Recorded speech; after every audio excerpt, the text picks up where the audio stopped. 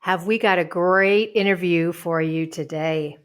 The guiding question for this show was, what are the first steps to take in your recruiting journey? And we got an expert on who really led us through all the questions first timers need to ask themselves, all about document preparation, the recruitment process itself, and helpful recruiting resources. And it was just incredible to talk to her. She has so much knowledge, and we really recommend that you check out her website at JP Mint Consulting. And her name is Jacqueline P. Mallais. She is a Master of Education, a Master of Arts. She is a former international teacher and school leader with over 20 years of experience in 6 countries on 4 continents. Since heading overseas in 1996, she's helped a number of teachers secure amazing opportunities abroad over the years. Originally from Ottawa, Canada, woohoo, just like yours truly, Jacqueline is now living in beautiful Guadalajara, Mexico, from where we did our interview. She offers her consulting services to teachers looking for personal help and guidance on their job search journey. David first found out about Jacqueline on Facebook and told me about her. And I went to one of her webcasts and really enjoyed it and got a lot of information out of it. Thought it was very organized and very well presented. And since then, I reached out to her and asked her if she wanted to collaborate on this podcast. And she is very interested in helping us. So this is great. And she's quickly becoming a good friend of David's and mine as we share a lot of common experiences. And, even as 30-year vets, we learned some things from Jacqueline. And so we know that some of you are going to definitely take away a lot of information from this very interesting interview. And again, you can reach her at jpmintconsulting.com. And also you can reach out by email at jpmintconsulting@gmail.com. This interview was recorded on September 19th, 2022. And here we go. Enjoy.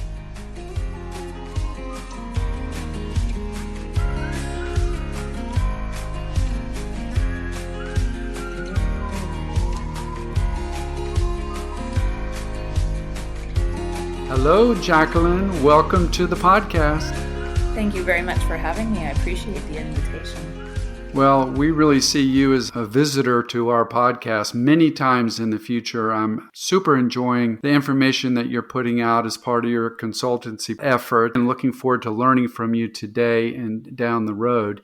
So one of the questions we often start with is, where are you and how did you get there? So where are you? Right now, I'm in Guadalajara, Mexico, beautiful second largest city in Mexico. And it's a balmy 26 degrees Celsius in September. So this is one of the reasons why I've moved here, is that the weather year round is around hovering between 23 and 28 every day. Nice. So a second thing we like to do is for our guests to share a going global story. So do you have a story for us? I do. I first went overseas when I was just a new graduate from my Bachelor of Education in Ottawa. In 1996, I went overseas to Korea to teach English, as many people did in the late 90s. And it was when I was on vacation in the Philippines that I decided, I really want to try this international school teaching. So I applied to, unbeknownst to me, a very top school in the world, International School of Manila, as a French teacher. And they looked at my CV and kind of laughed and said, where's your experience? Where's your French teaching experience? Yes, you have international experience, but it's, in a language school in Korea, but you haven't taught French. Well, I am French Canadian. What are you talking about?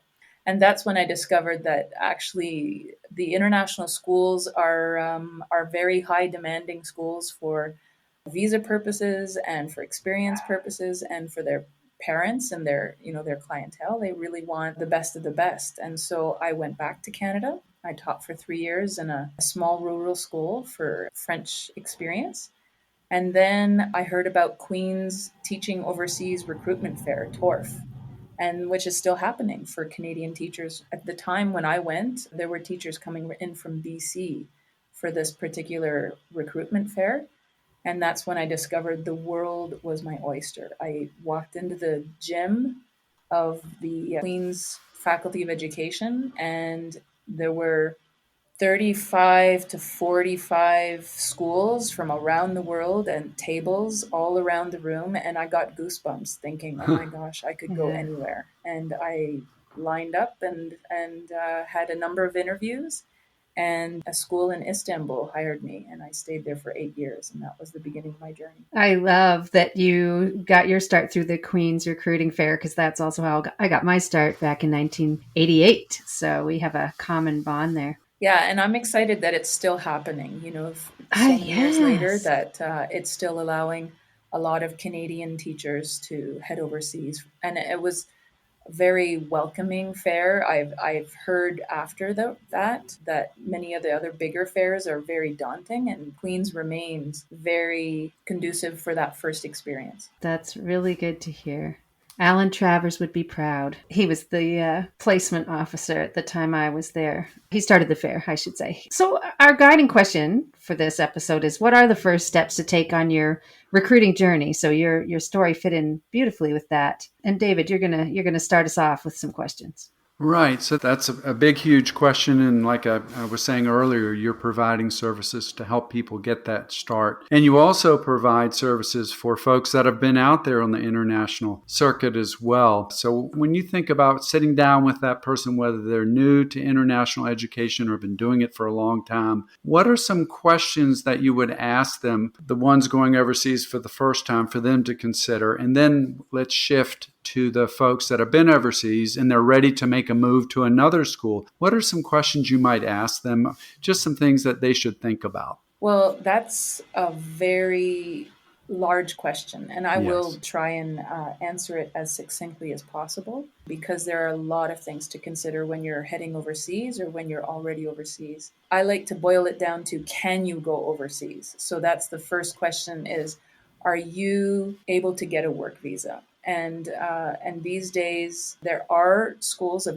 every type that will take every type of person, what university degree they have. But I like to sort of make a general standard that if the bulk of the schools will not take you, then I will have a difficult time working with you. I don't want to set you up for false hopes. So my first thing is, do you have a teaching degree? I need to know that this person that's applying has the paperwork to be able to get that work visa. And regardless of their nationality, regardless of their ethnic background, in fact, I think we're underrepresented quite severely in that area. But I do want to know that you have a Bachelor of Education or a teaching degree of some kind.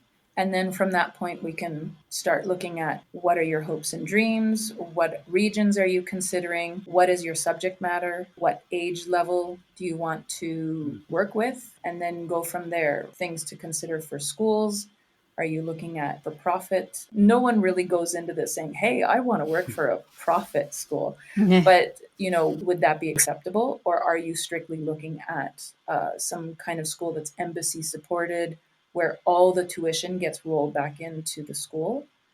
So these are things that I've actually written a number of articles on my website to allow teachers to ask themselves all these questions ahead of time, and then decide where their focus will be when they're looking for a job. And how about the veterans? Because you just in the last week or so, you did post some information about that for veterans. What do they need to be thinking about if they're going to make a move? Well, they're still considering many of the same questions. They're thinking about region. They're thinking about for profit or not for profit. They're thinking about safety. In this day and age, we're looking at safety for not only wars or military coups, but also weather, climate change being a reality that we're dealing with these days, fires or burning seasons in certain countries, air quality, pollution of waterways, or your drinking water, your food. Where does your food come from? So all of these things kind of play into decision making of, will you consider certain countries or not? And I think veteran teachers as well as new teachers, need to consider a lot of situations that they wouldn't want to put themselves in before accepting something. Yeah, really going in and having all the information that you can. That's a big theme of our podcast. So let me throw one more criteria at there. You've got a family. So what are some considerations there? Well, the biggest thing is, if you have school-age children, what education will they get? We're presuming that the school that you're being hired at will therefore have your children at the school. But there are times where you're hired at a school, it doesn't have the right level for your child. Maybe you're being hired at a high school and you have elementary school children. So then you would either need to find a school for them, or the school would place them in a sister school or a school down the street. But what kind of education are your children going to have is the number one consideration, I think, if you have a family. And then from there, you can also look at financial, like, will it be covered? Will it be 100% covered? Because international school tuition is very expensive. If it's not covered, then what percentage would be, and what will that cost you in the long run? Say you want to stay there for 5 to 8 to 10 years. What will that cost you if that's the case? The other thing to consider with children is back to that safety issue. Will they be shuttled back and forth from a compound to a school and vice versa? Or will they have the freedom to even bike to school, walk to school, stay after school and do their activities and then walk home safely? So these are all questions to ask yourself if you're heading overseas with a family. Okay, thank you. We've also talked about medical. Do you have any specific thoughts about that? I think that, especially if you have a family, and given the way that international teachers travel, I think worldwide coverage is the safest bet to look for as a benefit in your contract. I know that some schools will say worldwide except for the United States because of the expense. Now, if you're not American and you don't plan on going to the States, then this isn't a hardship. But if you are American and you plan on going home every summer or every couple of summers, this can, add to the expenses of getting yourself covered medically in the summer times. Yeah. I know that some schools will say we only pay for your local insurance, but it can be a very good package. And then depending on the country that you are located in, it could even be better than what you're used to because of this, what they call medical tourism, where tourists are coming in from outside to your particular country for medical procedures. So it might be better than what you're used to. But yes, this medical coverage is a reality, and it's something that some particular nationalities might take for granted, like Canadians, for example, or many Europeans will have national health coverage. But when you move overseas, it's not a given. So it's definitely something to look for in your contract. Great. So let's talk documentation. Do some sort of, I know there's a lot to it, but just maybe some top tips for CV and cover letter writing. Do people these days use a digital portfolio, or is that not really a thing anymore? Any other suggested items? And then would you differentiate between first-time international educator candidates and veterans, or are they really, you need the same documentation? Well, let's start with the CV. So I believe the CV needs to be very straightforward and very clear, very easy to read. I personally and professionally don't think that a lot of graphics help your case. Sidebars, bullet points in various places can be very difficult to maneuver and to navigate when you are faced with a pile of, or a print off, let's say a print off pile of 100 CVs for a position. As a head of HR or as a head of school, you don't have the time to look for the information you're looking for. So I would say the number one piece of advice I have for your CV is keep it simple. So make sure that you have all your contact information at the top. There should be a photo. In international teaching, we do include a professional photo. And I would recommend that photo be as you would show up at the interview. So in a suit or a tie. I would not recommend a school uniform, golf shirt with the logo, because it's tying you to that one particular school. And then your education, You're right away, we want to be able to see that you have your teaching degree, you have a master's, you have anything higher than that, for example. And then you go right into your experience. And the experience, I do like using dates first because we want to be able to see how many years, so are we talking 2 years, 2 years, 2 years, 2 years, 2 years, which can raise some red flags? Or are we seeing something like 8 years, 15 years, 3 years, then 7 years, long courses of time that you've dedicated to a particular school? And then we want the round out of the candidate. So we want to see, interests. We want to see extracurricular activities you've offered, professional development you've either led or you've participated at. We don't want to see a whole page of PD, but something more recent. We want to be able to see that you've actually dedicated yourself to lifelong learning, as we all want our students to become lifelong learners. So have you got PD throughout your career? And then who you are personally. So your interests, your hobbies, your activities.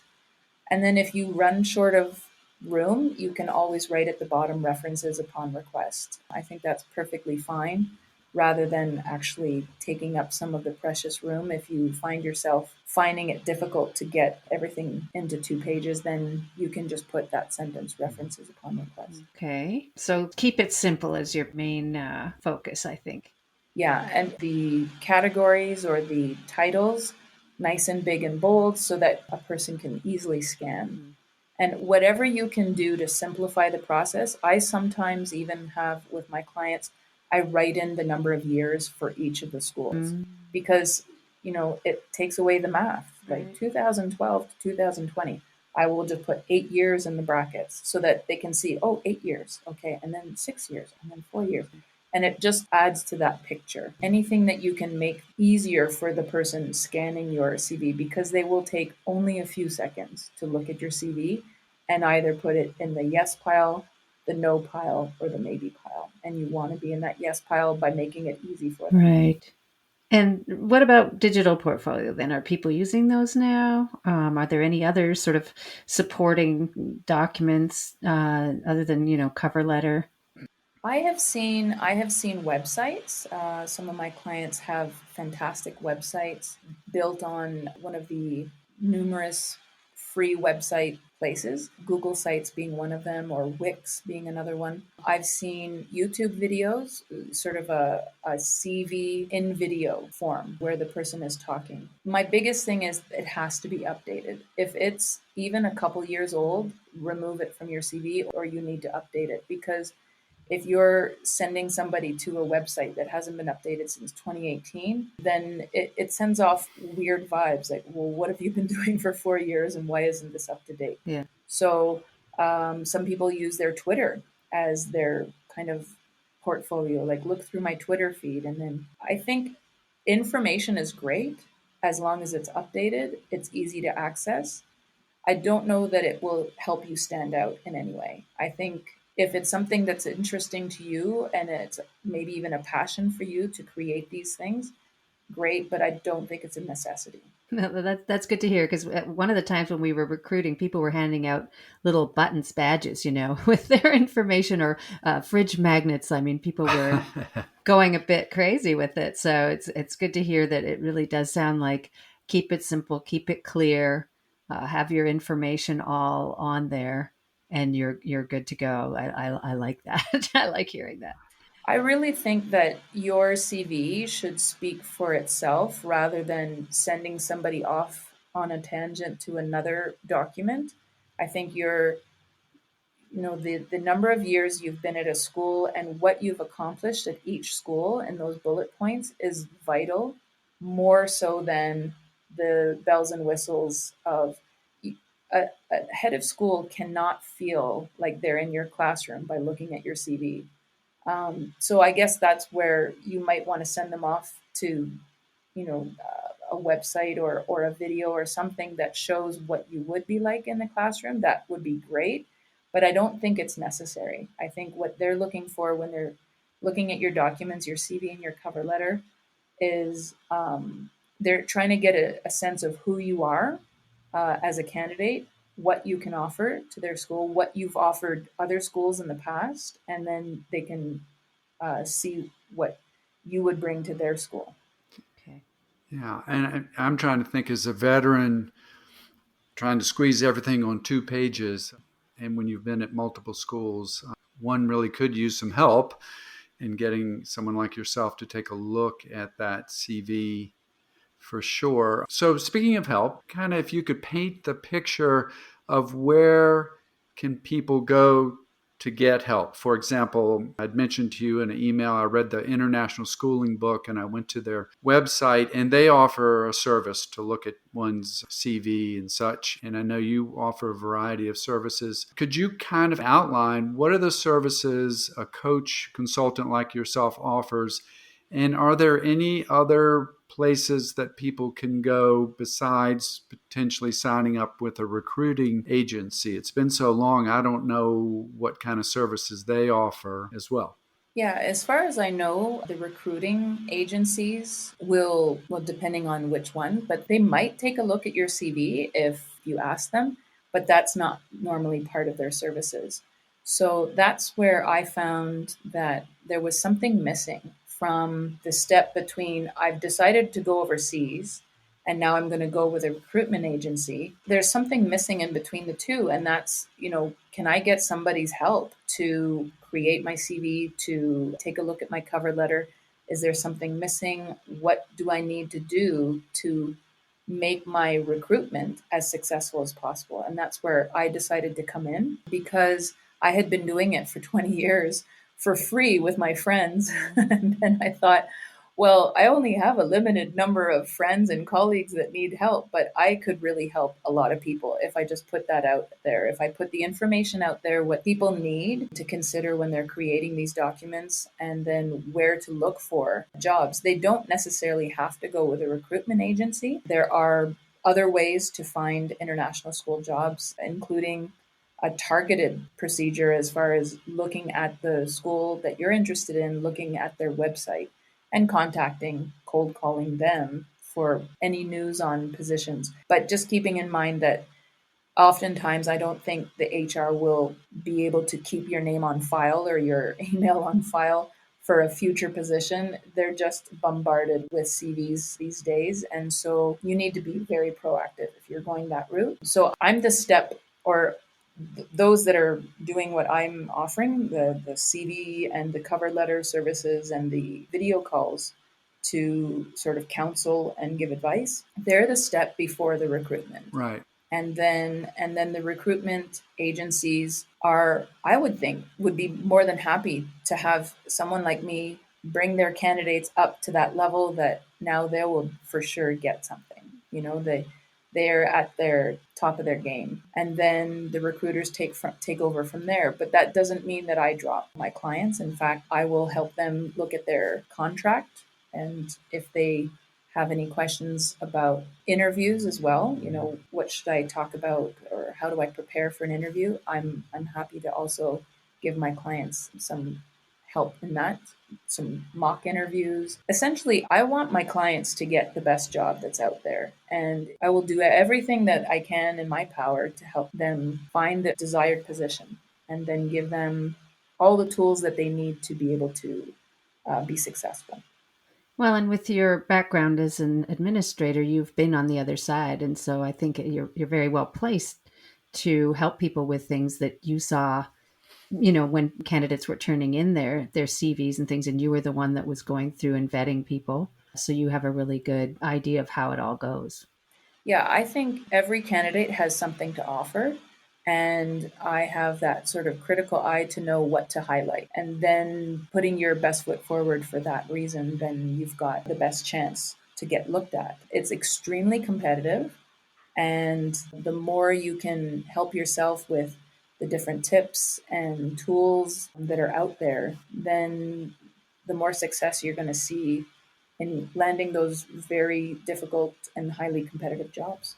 One thing that helps a lot with all of the above is research. And we're big advocates of research, as we know you are as well. So outside of getting your documentation ready, you want to research as you said, you want to figure out which school you want to target, but that can involve researching the area of the world, even the city that you might be living in, the schools, and exactly, get as best a sense as you can. And we're going to have a resource section on our website to help with that process, pathways to maybe learn about schools and locales. What kind of advice can you give in terms of the research process? And do you have any specific go-to web resources that you point people to?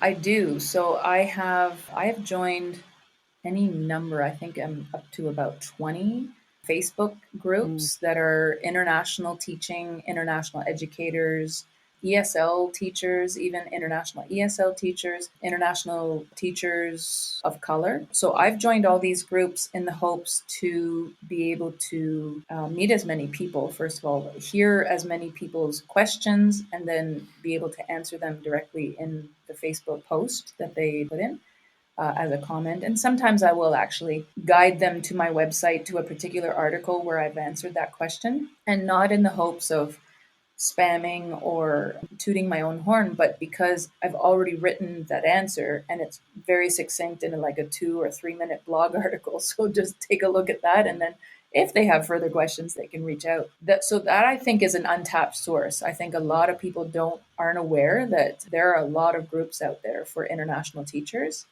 The other thing that I recommend is there is a website that some information is paid and some of the information is free, and it's internationalschoolsreview.com. I've been a member of that particular website, I think, since its existence. It's been in existence for about 20 years, and I happily pay, I think it's $29 a year to be able to see everything. So behind the paid wall. And where that's very helpful is, first of all, the list. They actually have a list of countries. You click on the country and then you can see the list of international schools. So if you're interested in a particular country, let's say you're wanting to go to Uruguay, then when you click on Uruguay, you see all the schools that are available that have been reviewed. And I'm of the mind that if they're there aren't many others that are missing. Now, there still are possible schools not listed, but I would think that most of the great ones that you want to work with are there. Now, the only caveat is that when teachers are reviewing these schools and writing their reviews, they're anonymous. And many times, because they're anonymous, teachers may feel like they can say pretty much anything. And so there have been some actually court cases where the heads of school or boards of the schools that have been targeted have said, we're taking you to court, take these things down. But ISR has actually not had to take anything down since they started, just explaining that they're a service for teachers. So teachers are able to read the reviews, but you do have to take them with a grain of salt and realize that if someone has a great experience, they might not necessarily write about it. But if they have a really terrible experience, that's when they're going to Yes. write about Yeah, it. So you exactly. could be sort of inundated with all the negativity, and you just need to be able to sort of see through that. If you see a pattern of 12 or 13 years of negative reviews, then there's a reason for that. But if you see one or two in a certain time frame, it quite possibly might be just that particular administration or that particular school board, or a very short time, but everything else is glowing, then it's likely that it's okay, that it's just a little blip in their history. Yeah, that's definitely a resource we have on our page as well. Well, thank you Oh, very much. yes, thank you. And you have a listing at your site as well. So, Jacqueline, at this point in our podcast episodes, we usually say, is there anything else you want to share? And I'm going to change that a little bit because we really want to have you come back on for several more shows to pursue other topics about international schooling and maybe some other areas of recruiting. So is there anything just in summary you would like to leave with our audience from today's discussion? Yeah. So having been overseas for 22 years, this is my 22nd year overseas. I think that it's the best kept secret as a teacher. And I don't know how we can get more teachers to know about this. And so my biggest plug is please tell others. Mm. be bragful about, is that a word? I Bragful? like it. Boastful. Brag about your time overseas and talk to young impressionable teachers that may or may not even know about this possibility. I certainly didn't. As at my faculty of education in Ottawa, the capital of my country, we didn't know anything about international education. It was never mentioned. And I thought my only way as becoming a teacher was going to be teaching in the public school system or in the Catholic or the private school system in Canada. I had no idea this world even existed until I went overseas. And I think it's such a rich experience, not only from a monetary perspective, to be quite frank, because very often you will not have to pay taxes. You will have your apartment paid for, your flight paid for, in some cases, utilities, transportation, all paid for. And so in some of my contracts in the past, I have only had to pay for entertainment and vacations. And so you can imagine the savings that goes into that. But also from a richness in culture, getting to learn a language, getting to travel, getting to know an entire country's geography when you stay local, if you want to do your staycations within a country. Some are forced to do that. I'm looking at you, China. They discover all the different places in China because of these last couple years in the pandemic.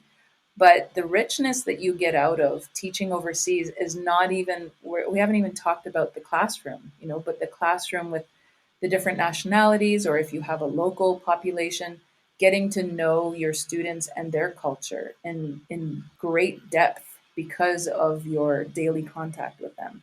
I think it's the adventure of a lifetime. And I think more and more people, and I wish more teachers knew about it, because I think they might tap into revitalizing their teaching methodology, or tap into a passion that they may have lost after a few years of teaching in their own country.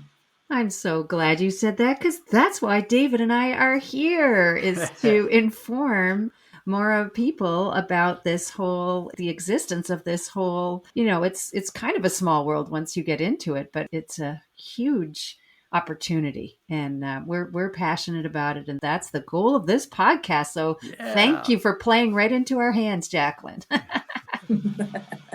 Would you now just quickly tell us how our listeners can contact you or follow you if they want to hear more about your services? So I would like to lead them to my website. That's where I have all the blog articles and the tips for job searching in international schools. It's jpmintconsulting.com. So JPM INT, because it's internationalconsulting.com. So jpmintconsulting.com.